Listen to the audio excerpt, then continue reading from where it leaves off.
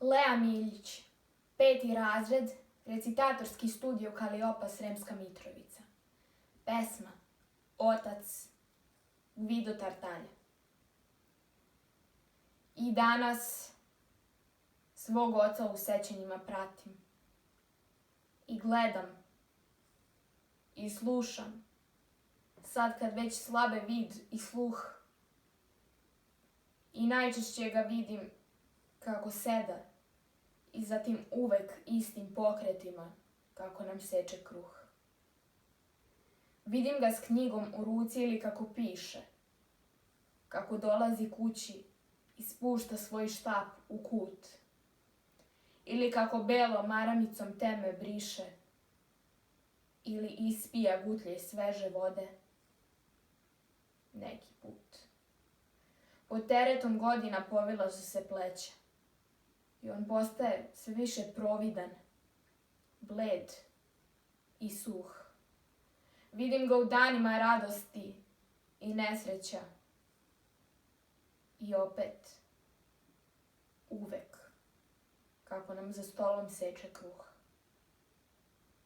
Vidim ga u šetnji kad posmatra njive rodne ili kako u prozoru zaliva dragi cvet i kako osluškuje neki put posle podne izbijanje s tornja.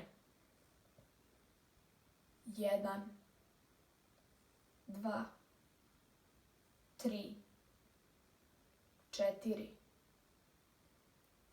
5.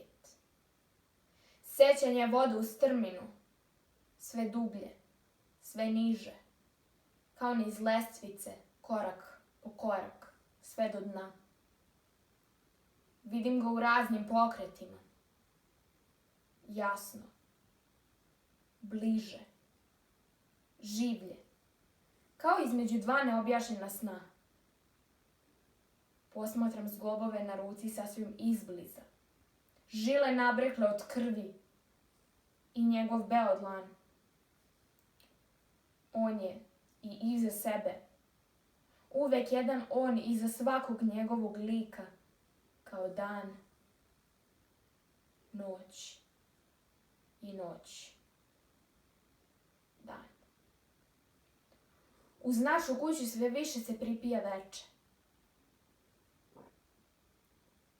I eto, otac je već postao i senka, duh. Ja ga opet vidim, pre svega kako seče, uvek istim pokretima, naš svakidašnji kruh.